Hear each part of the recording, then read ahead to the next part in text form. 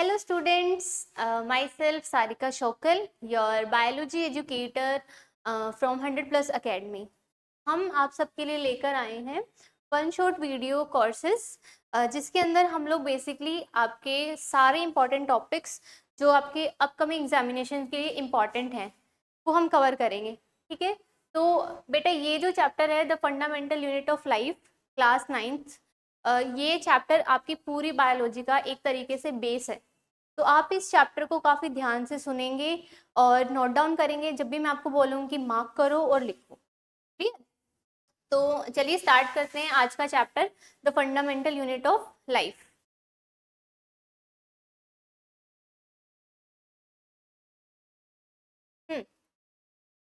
देखो, सबसे पहले हमारे पास सबसे बेसिक टॉपिक आता है what is cell.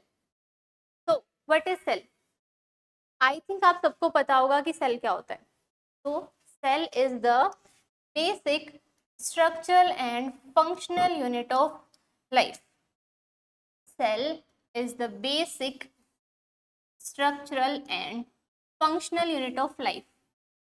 Structural means basically जिस चीज से हम बने हैं। ठीक है, हमारा जो बॉडी का स्ट्रक्चर है वो किस चीज से बना है, that is your structural. And functional means आपकी बॉडी में जो इम्पॉर्टेंट मेटाबॉलिक एक्टिविटीज या फिर डिफरेंट डिफरेंट एक्टिविटीज जो परफॉर्म हो रही हैं वो किसकी वजह से हो रही हैं, वो भी आपकी किसकी वजह से हो रही है, सेल की वजह से हो रही है।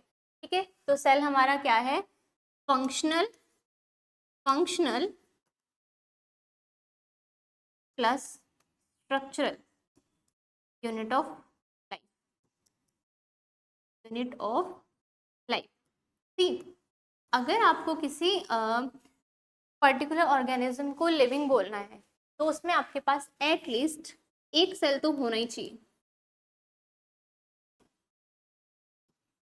ठीक है, अगर एक सेल भी नहीं है तो फिर वो लिविंग नहीं है। ठीक है, क्लियर? तो आपको समझ आया, cell is the basic structural and functional unit of life.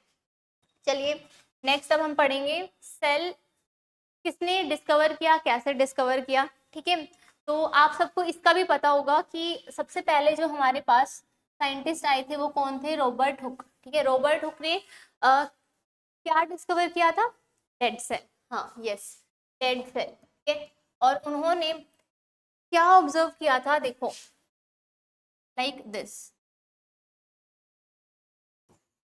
Microscope के अंदर उन्होंने ऑब्जर्व किया कि ये जो हमारे पास कॉक से कॉक है इसके अंदर आपके पास कुछ हनीकॉम्ब जैसे कंपार्टमेंट है। ठीक है, और ये जो हनीकॉम्ब कंपार्टमेंट थे बेसिकली ये डेड था। ये तो उन्होंने इस चीज को डिस्कवर किया और इसको नेम दिया सेल्यूला। ठीक है, सेल्यूला। और बेसिकली जो चीज उन्होंने ऑब्जर्व की थी ना बेटा वो थी सेल वॉल। क्या थी, सेल वॉल। क्लियर? तो जो रॉबर्ट हुक थे उन्होंने जो कॉक का जो पीस था उसमें डेड सेल को ऑब्जर्व किया था और डेड सेल में भी उन्होंने खाली आउटर बाउंड्री देखी थी क्योंकि उसमें लिविंग कंटेंट नहीं था। तो और उन्होंने इन कंपार्टमेंट को क्या नाम दिया, सेल्यूला। क्लियर? चलिए उसके बाद हमारे पास नेक्स्ट साइंटिस्ट आते हैं एंटोन वॉन ल्यूवेनहॉक। ये भी बेसिकली डिस्कवर कर रहे थे, हर छोटी से छोटी चीज को ये ऑब्जर्व करने लग जाते थे। ठीक है, जैसे कि इनको कोई भी सेल दिखा, ठीक है, उसको उन्होंने ऐसे ऑब्जर्व किया। तो इन्होंने जब सबसे पहला जो सेल डिस्कवर किया था वो कहाँ से किया था, पॉन्ड वाटर से। ठीक है, पॉन्ड वाटर से उन्होंने क्या डिस्कवर किया, लिविंग सेल डिस्कवर किया। क्लियर? चलिए उसके बाद हमारे पास नेक्स्ट जो साइंटिस्ट हैं जो काफ़ी इंपॉर्टेंट हैं वो हैं हमारे रॉबर्ट ब्राउन सर, जिन्होंने क्या डिस्कवर किया था बच्चों, न्यूक्लियस। ठीक है, उन्होंने बोला था कि ठीक है एक सेल है बट सेल के अंदर एक स्फेरिकल स्ट्रक्चर प्रेजेंट है। ये स्फेरिकल स्ट्रक्चर हमारा क्या है, न्यूक्लियस। न्यूक्लियस। लास्ट हमारे पास जो साइंटिस्ट थे वो आए थे पुरकिंजे। पुरकिंजे ने क्या टर्म दी थी हमारे पास, प्रोटोप्लाज्म। आप बता सकते हैं क्या होता है प्रोटोप्लाज्म? ठीक है, ओके, नहीं पता आप सबको बेसिकली प्रोटोप्लाज्म। आप लोगों ने साइटोप्लाज्म सुना है? हाँ ये सबने सुना होगा है ना, यस। तो देखो, अगर मैं सिर्फ एक फ्लूइड मैट्रिक्स की बात कर रही हूँ सेल के अंदर, that is your cytoplasm, that is your cytoplasm. पर अगर मैं इसी साइटोप्लाज्म के साथ प्लाज्मा मेम्ब्रेन प्लस जो हमारे पास सेलुलर ऑर्गेनेलीज प्रेजेंट है, उन सबको भी मैं क्या करूं, कंसीडर करूं, ठीक है, तो वो मेरा क्या हो जाएगा, protoplasm, basically the living content, living content. Clear? यहाँ तक आप सब में से किसी को भी कोई डाउट है तो आप कमेंट सेक्शन में मुझसे पूछ सकते हैं, ठीक है। चलिए नेक्स्ट, इसके बाद हम पढ़ते हैं सेल थ्योरी।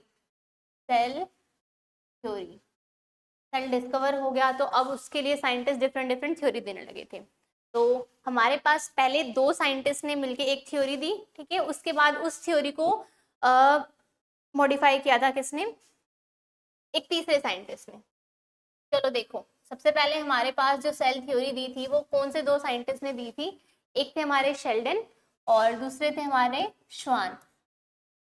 जो शेल्डन थे वो हमारे क्या थे, बोटेनिस्ट, क्या थे, बोटेनिस्ट।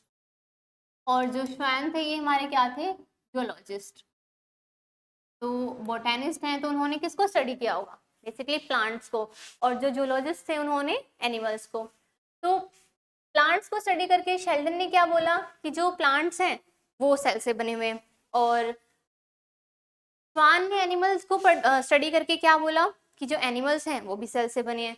फिर इन दोनों की जो कंबाइंड थ्योरी आई उसमें हम लोगों ने क्या पढ़ा, all plant and animals are made up of cells, all plants and animals are made up of cells. एक इनका हाइपोथेसिस ये था, और दूसरा उन्होंने क्या बोला, cell is the basic unit of life, cell is the basic unit of life.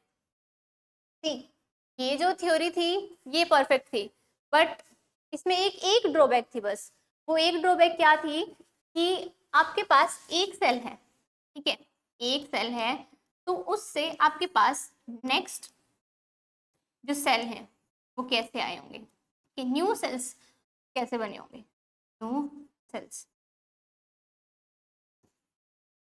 तो इसी चीज को एक्सप्लेन किया था किसने, रुडोल्फ विर्शो, रुडोल्फ विर्शो। उन्होंने क्या बोला, all cells arise from pre-existing cells, all cells arise from pre-existing cells, ठीक है, और यही सेल्स हमारे डिवाइड करके फिर क्या बनाते हैं, न्यू सेल्स बनाते हैं। क्लियर? तो सेल थ्योरी में आपने पढ़ा, शेल्डन एंड श्वान ने दो पोस्टुलेट्स दिए थे, ठीक है, एक all plant and animals are made up of cells, and the second one is cell is the basic unit of life, ठीक है।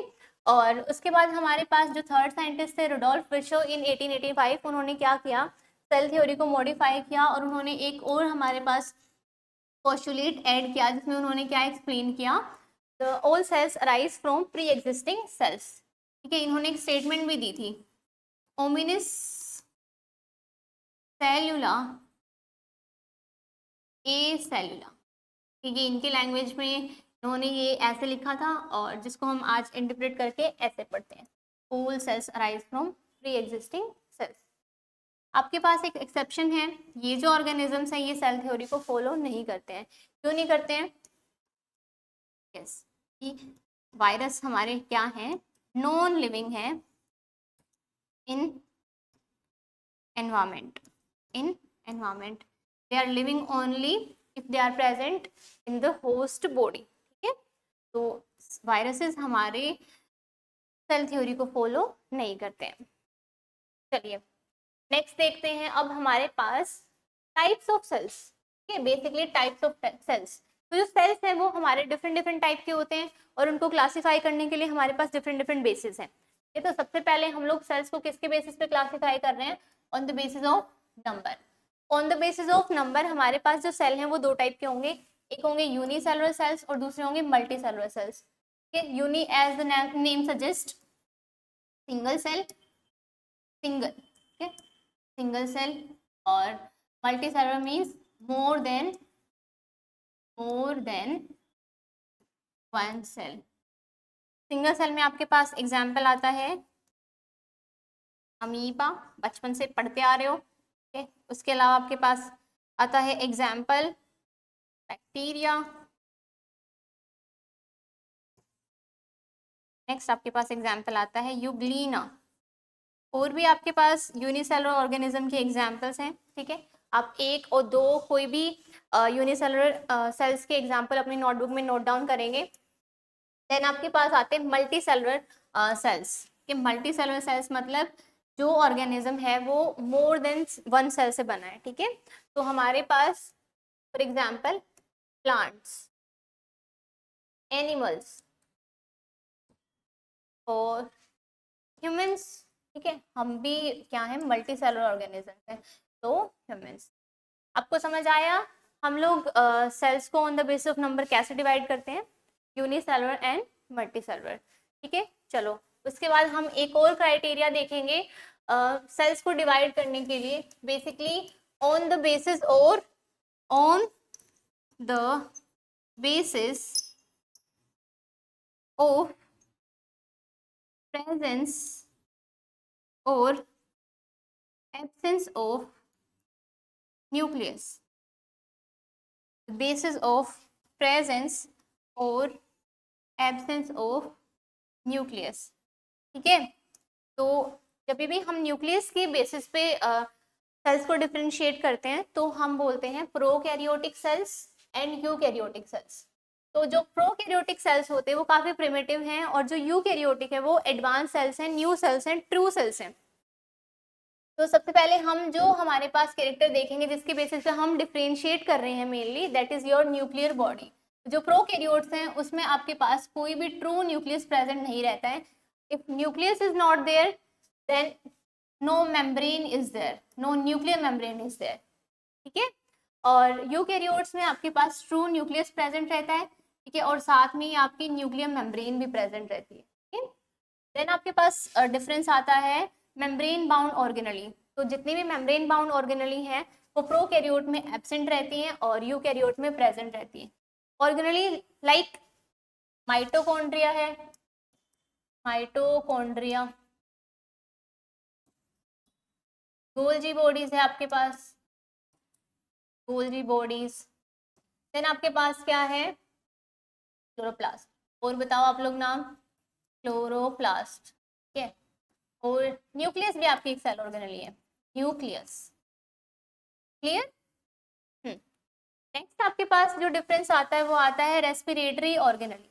सी इनके पास ऑर्गेनली ही नहीं है तो रेस्पिरेटरी ऑर्गेनली तो अलग से मिलेगी नहीं, ठीक है।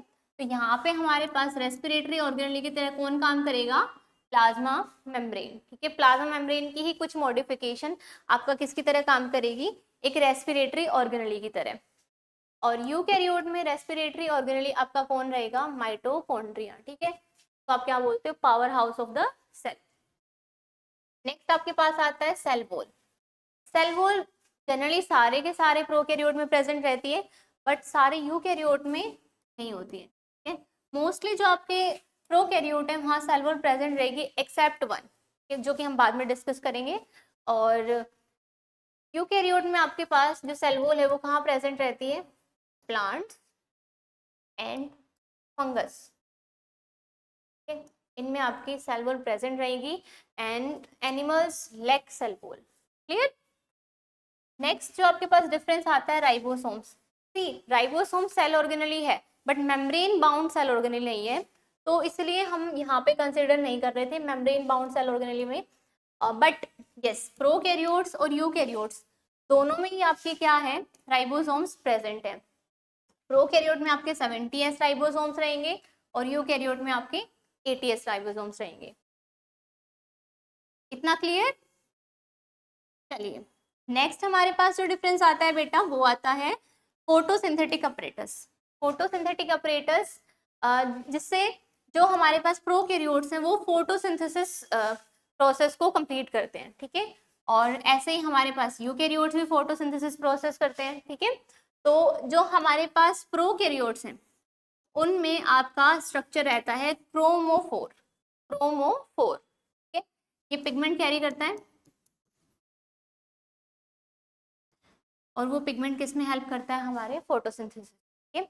और क्लोरोप्लास्ट का आपको पता ही है यूकैरियोट्स में, प्लांट्स में, ठीक है, और एल्गी में क्या हेल्प करेगा, फॉर फोटोसिंथेसिस। तो फोटोसिंथेसिस। नेक्स्ट हमारे पास डिफरेंस आता है genetic material.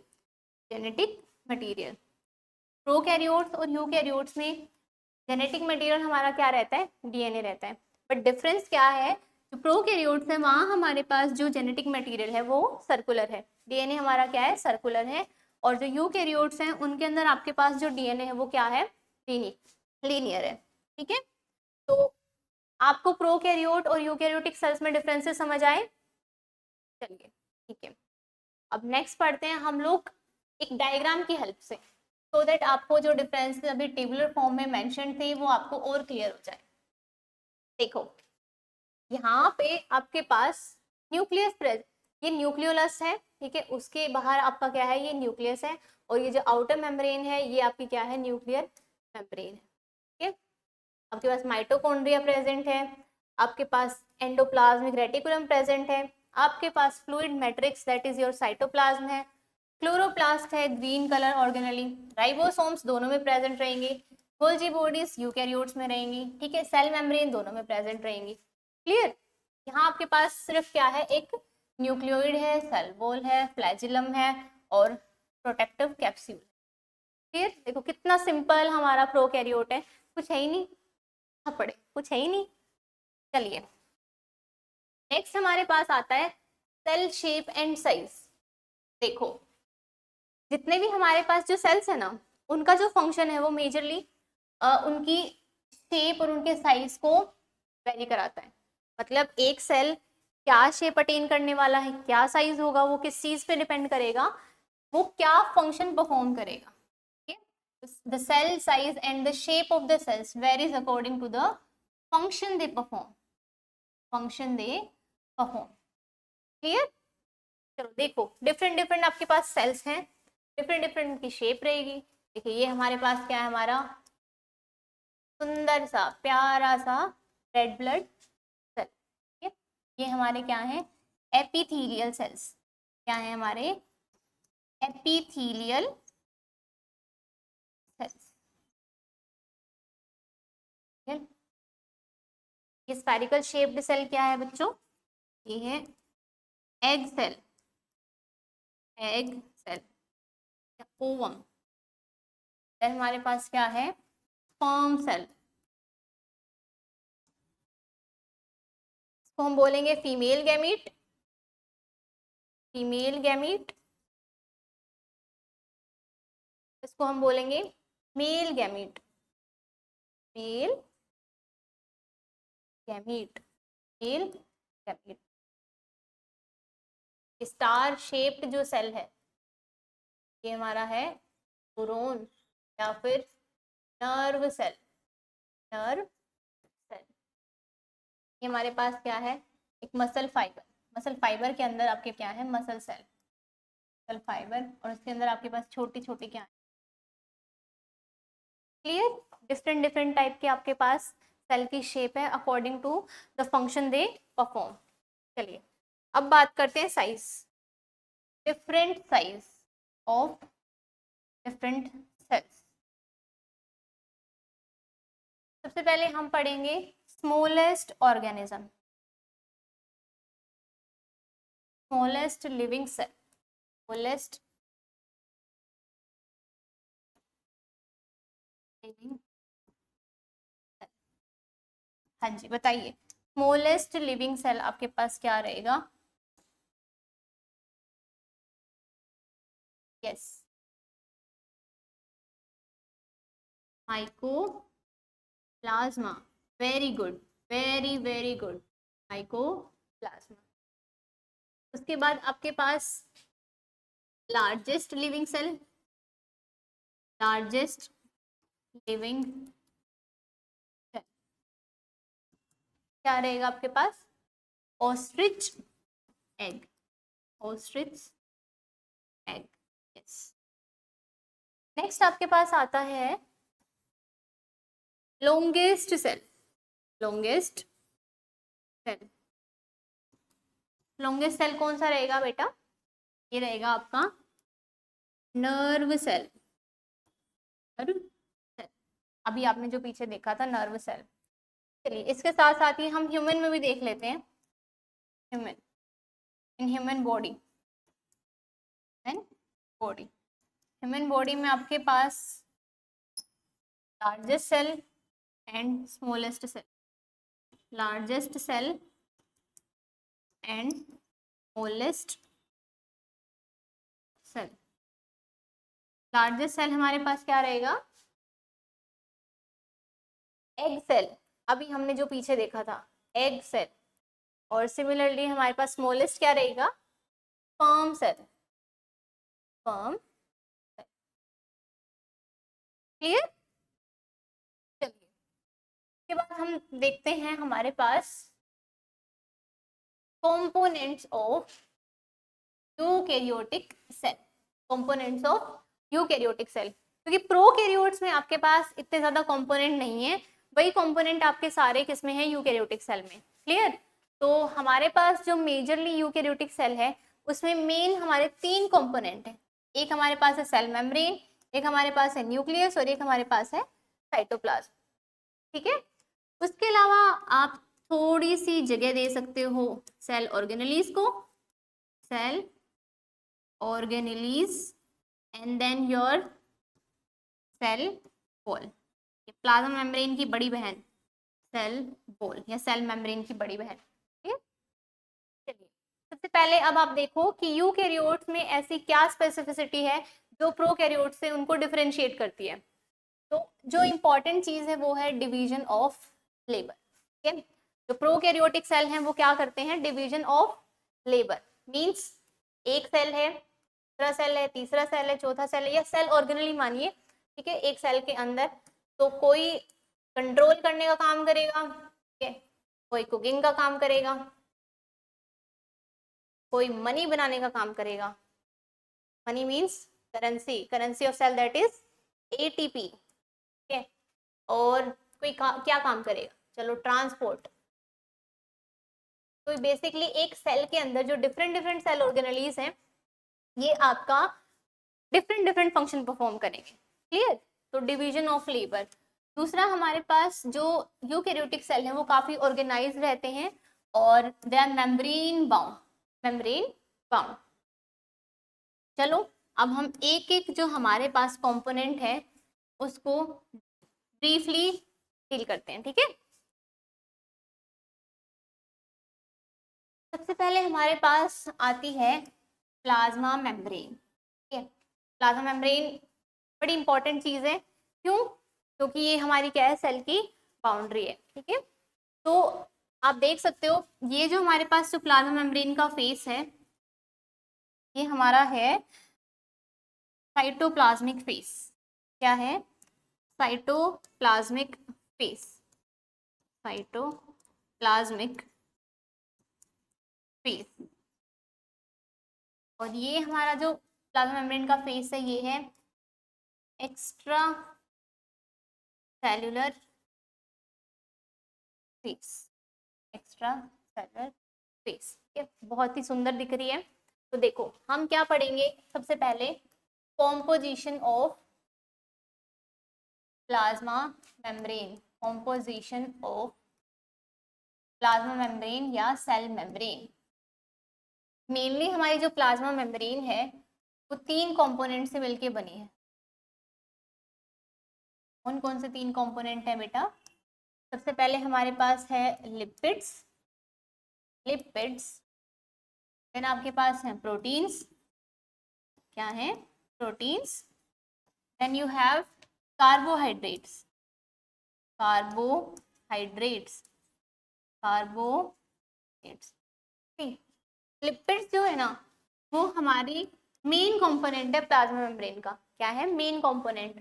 Basically plasma membrane क्या है? Lipid bilayer, lipid bilayer. ठीक है? आपके लिपिड्स कैसे प्रेजेंट हैं, कैसे अरेंज्ड हैं? Like this. हमारा डायग्राम बनाएंगे हम। क्लियर? ऐसे हमारे पास क्या है? लिपिड्स प्रेजेंट हैं, बाय लेयर बना रहे हैं। उसके साथ ही हमारे पास क्या प्रेजेंट है? प्रोटीन्स। अब बेटा देखो प्रोटीन्स आपके पास 2 तरीके के हो सकते हैं फर्दर। एक आपके हैं इंटीग्रल प्रोटीन, इंटीग्रल प्रोटीन, और दूसरे आपके रहेंगे peripheral protein, peripheral protein, peripheral, clear, peripheral protein. तो ये आपके जो प्रोटीन्स हैं ये आपके या तो ऐसे प्लाज्मा मेम्ब्रेन के अंदर प्योरली एम्बेडेड है, ठीक है, इनको हम क्या बोलेंगे, इंटीग्रल प्रोटीन, क्या बोलेंगे, इंटीग्रल प्रोटीन।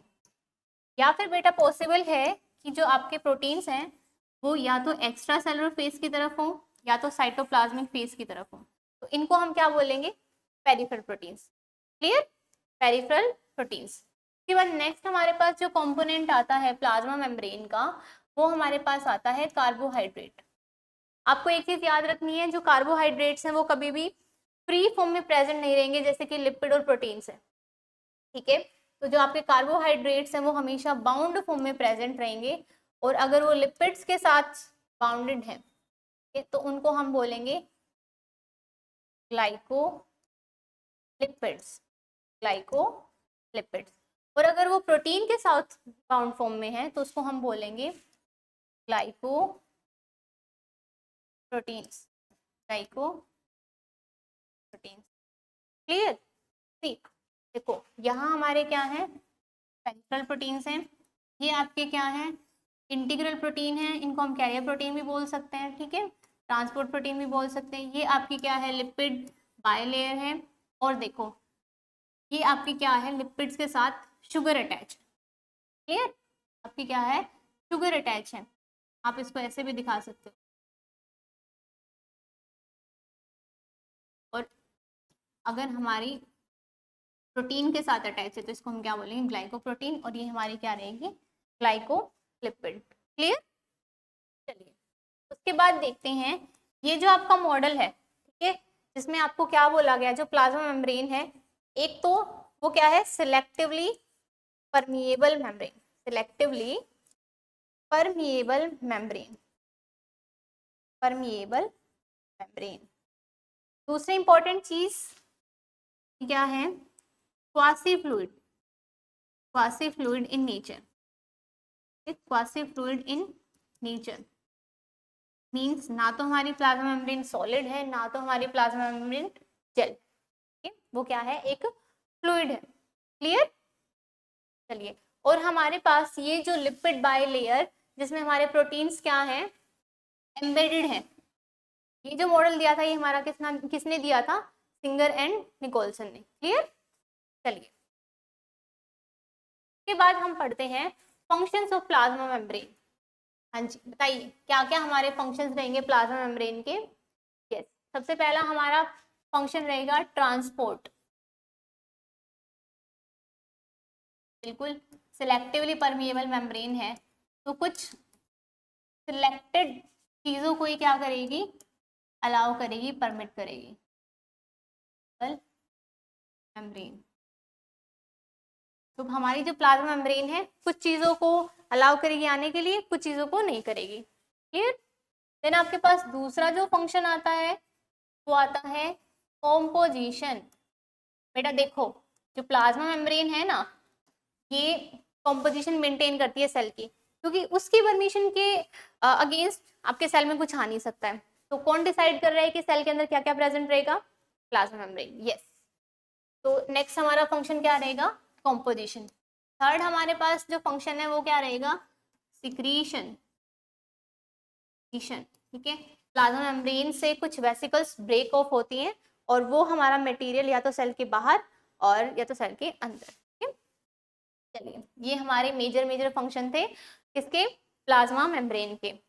अब हम पढ़ेंगे बेटा ट्रांसपोर्ट अक्रॉस प्लाज्मा मेम्ब्रेन, क्योंकि मेजर फंक्शन हमारा प्लाज्मा मेम्ब्रेन का क्या है, ट्रांसपोर्ट, और वो भी कौन सा, सिलेक्टिव ट्रांसपोर्ट। तो अभी हम पढ़ेंगे मोड्स ऑफ सिलेक्टिव ट्रांसपोर्ट। हमारे पास दो मोड ऑफ सिलेक्टिव ट्रांसपोर्ट हैं, सबसे पहले है डिफ्यूजन एंड दूसरा है आपका ऑस्मोसिस। डिफ्यूजन आप सबको पता होगा, मूवमेंट ऑफ सोल्यूट और ions from a region of higher concentration to their lower concentration, region of their lower concentration. अच्छा देखो, डिफ्यूजन क्या है, एक पैसिव प्रोसेस है। पैसिव प्रोसेस है मतलब आपको कोई एक्स्ट्रा इनपुट, कोई एनर्जी, कोई प्रोटीन यूज करने की जरूरत नहीं है डिफ्यूजन के अंदर, जहाँ पे हाई कंसंट्रेशन है। ठीक है, चलिए नेक्स्ट स्लाइड पे देखते हैं। जहाँ हमारे पास क्या है, हाई कंसंट्रेशन है, सपोज सराउंडिंग में आपके पास मॉलिक्यूल्स की कंसंट्रेशन क्या है, हाई है, और सेल में आपके पास मॉलिक्यूल की कंसंट्रेशन क्या है, कम है। तो एक ग्रेडियंट बनेगा बेटा, हायर टू लोअर कंसंट्रेशन, और पैसिवली ये जो मॉलिक्यूल्स है ये हमारे कहाँ ट्रांसपोर्ट हो जाएंगे, सेल के अंदर। ठीक है, तो ये हमारा क्या है, डिफ्यूजन है। आपको याद रखना है कि जो डिफ्यूजन है ना वो एक स्पॉन्टेनियस प्रोसेस है। क्या है, spontaneous process, spontaneous process. Diffusion में ये आपका एक स्पेशल केस आता है जिसको हम बोलते हैं फैसिलिटेटेड डिफ्यूजन। फैसिलिटेटेड डिफ्यूजन में क्या होता है, आपके पास कैरियर प्रोटीन्स, ठीक है, ये आपकी प्लाज्मा मेम्ब्रेन है, और इसमें कुछ सिलेक्टिव जो चीज़ें हैं वो तो हमारी डायरेक्टली डिफ्यूज इन हो जाएंगी, बट कुछ हमारे लार्जर पार्टिकल्स हैं जो प्लाज्मा मेम्ब्रेन के अक्रॉस ट्रैवल नहीं कर सकते हैं। ठीक है, तो वो किसके थ्रू आएंगे, कैरियर प्रोटीन्स के थ्रू। ठीक है, तो अगर हमारा डिफ्यूजन किसके थ्रू हो रहा है, कैरियर प्रोटीन की हेल्प से हो रहा है, तो वो हमारा डिफ्यूजन क्या रहेगा, फैसिलिटेटेड डिफ्यूजन, जिसमें आपका जो कैरियर प्रोटीन है वो क्या कर रहा है, फैसिलिटेट कर रहा है हमारा transport across the selectively permeable membrane. Clear. चलिए नेक्स्ट हमारे पास आता है ओस्मोसिस। ओस्मोसिस बिल्कुल डिफ्यूजन है, ठीक है, but special case of diffusion, और ये किसका डिफ्यूजन है, वाटर मॉलिक्यूल्स। ठीक है, बेसिकली हमारा सोलवेंट मॉलिक्यूल। तो movement of solvent molecule from its higher concentration to its lower concentration through the semi permeable membrane। Clear, मतलब सबका डिफ्यूजन डिफ्यूजन, वाटर का डिफ्यूजन ऑस्मोसिस। इतना ही आपको याद रखना है कि जो वाटर है वो हमारा इतना स्पेशल है कि उसके डिफ्यूजन को हमने क्या बोल दिया है, ऑस्मोसिस। वाटर क्या है हमारा, खास, ठीक है, खास, स्पेशल, एकदम स्पेशल। के लिए हमें एक नई टर्म इंट्रोड्यूस करनी पड़ी, that is your osmosis. Osmosis, ठीक है, तो ऑस्मोसिस हमारा क्या है, movement of solvent molecules from its higher concentration to its lower concentration. Osmosis बेटा हमारे पास दो टाइप का हो सकता है, एक एंडोस्मोसिस और दूसरा एक्सोस्मोसिस।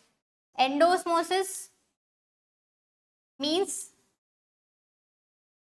हमारे पास कोई ग्रेडियंट आउटसाइड टू इनसाइड बन रहा है, ठीक है, यानी सेल के अंदर बाहर से कोई चीज एंटर कर रही है। ठीक है, तो हमारे पास क्या होगा, एंडोस्मोसिस। और इसी का reverse exosmosis mean exit, mean exit into out. हमारे पास जो कंडीशन रहेगी ऑस्मोसिस की वो हमारी क्या रहेगी, एक्सोस्मोसिस। क्लियर। देखो अब यहाँ पे आपके पास क्या है, वाटर मॉलिक्यूल्स ऐड हो रहे हैं, तो ये जो सेल है ये क्या करेगा, स्वेल करेगा। तो यहाँ आपके जो वाटर मॉलिक्यूल्स हैं एक्सोस्मोसिस में ये लीव कर रहे हैं सेल को, तो हमारे पास क्या होगा, cell shrink, cell shrink. Clear. चलिए इसके बाद हमारे पास आता है एक बहुत ही इंपॉर्टेंट टॉपिक जो एग्जाम पॉइंट ऑफ व्यू से काफी काफी इंपॉर्टेंट होता है। इसको आप 10-12 स्टार मार्क करके रख लीजिए, ऐसे बड़े बड़े स्टार, स्टार स्टार स्टार, इतने स्टार, इतने स्टार की आपको देखते लग जाएगी, हाँ भाई ये टॉपिक तो छोड़कर ही नहीं जाना है। क्लियर। हाँ तो देखो ये वैसे आप सबको बहुत मुश्किल लगता है लेकिन ये कंसेप्ट बहुत ईजी है। ठीक है, तो देखो आपके पास 3 टाइप के सॉल्यूशंस हैं। हम पहले सॉल्यूशन के कॉन्टेक्स्ट में चीजों को देखेंगे सो दैट जब हम उसका इफेक्ट देखेंगे सेल पे तो आपको एकदम क्लियर हो जाए।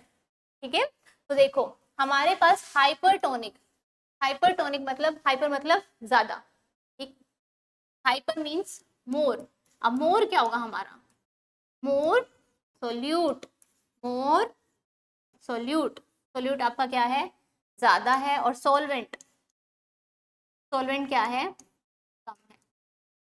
समझ में आया? ये जो आपका सॉल्यूशन है, ये आपका एक सॉल्यूशन है, इस सॉल्यूशन में आपके पास पानी कम है और जो सोल्यूट पार्टिकल है वो क्या है, ज्यादा है। ये सोल्यूट पार्टिकल आपके पास क्या है, ज्यादा है। सोल्यूट पार्टिकल आपके बहुत सारे हैं और आपके पास जो पानी है वो बहुत ही कम है। तो ये आपका सॉल्यूशन कौन सा हो जाएगा, हाइपरटोनिक, हाइपरटोनिक। देन आपके पास सॉल्यूशन आता है आइसोटोनिक, आइसोटोनिक, जहाँ कोई कंसंट्रेशन ग्रेडियंट ही नहीं बनता है। क्यों? क्योंकि जो सोल्यूट है उसके पार्टिकल्स और जो सॉल्वेंट के पार्टिकल्स हैं वो हमारे क्या हैं, इक्वल है, तो there is no concentration gradient. Next हमारे पास आता है हाइपोटोनिक सॉल्यूशन। कौन सा solution, hypotonic solution, hypotonic solution. Hypo means less, आप इसको लेस स्टडी करेंगे या मान के चलिए लेस, ठीक है। तो यहाँ पे लेस हमारा क्या है, सोल्यूट, लेस हमारा क्या है, सोल्यूट, एंड मोर हमारा क्या है, वेंट। क्लियर? अगर आपको हाइपर की कंडीशन याद हो गई है तो आपको हाइपो का बस क्या करना है, रिवर्स। तो देखो अब हम पढ़ेंगे effect of osmosis on red blood cells. ये जो सेल है इसको हमने कहाँ रखा है, हाइपरटोनिक सोल्यूशन में। कहाँ रखा है, हाइपरटोनिक सोल्यूशन। सोल्यूशन अलग है और सेल की कंडीशन अलग है। सेम हमारे पास ऐसे ही आइसोटोनिक है, isotonic, and same is hypotonic. चलिए देखो हमारे पास क्या है, एक बीकर है, इसमें आपके पास क्या है, हाइपरटोनिक सोल्यूशन, हाइपरटोनिक सोल्यूशन। तो बेसिकली आपके पास सॉल्यूशन में ये आपका सेल है और सॉल्यूशन में आपके पास सोल्यूट क्या है, ज्यादा है, और वाटर क्या है, कम है। ठीक है, तो आपका कंसंट्रेशन ग्रेडियंट कैसे बनेगा, जो सेल से जो वाटर है वो कहाँ आएगा, बीकर में, यानी जो सेल है उसका सारा सॉल्वेंट कहाँ जाएगा, कंसंट्रेशन ग्रेडियंट बनाते हुए सॉल्यूशन। ठीक है, जिसकी वजह से जो हमारा सेल है वो क्या कर जाएगा, shrink. Very nice, shrink. Clear हुआ? आप पहले सॉल्यूशन पढ़िए, फिर उस सॉल्यूशन में आप उस सेल को डिप करिए, जिससे फिर आपको सारी कंडीशन क्या हो जाएगी, क्लियर हो जाएगी। यानी जो वाटर है वो हमारा क्या कर रहा है, एक्सोस्मोसिस कर रहा है, कहाँ, हमारे सॉल्यूशन के अंदर, ठीक है, कंसंट्रेशन ग्रेडियंट बनाते हुए। सेम हमारे पास इसका रिवर्स हो जाएगा। ठीक है, ये हमारे पास एक बीकर है जिसमें आपके पास एक सेल है और यहाँ पे सॉल्यूशन क्या है हमारे पास, जिसमें आपके सोल्यूट क्या है, कम है, सॉरी कम, लेस है, लेस।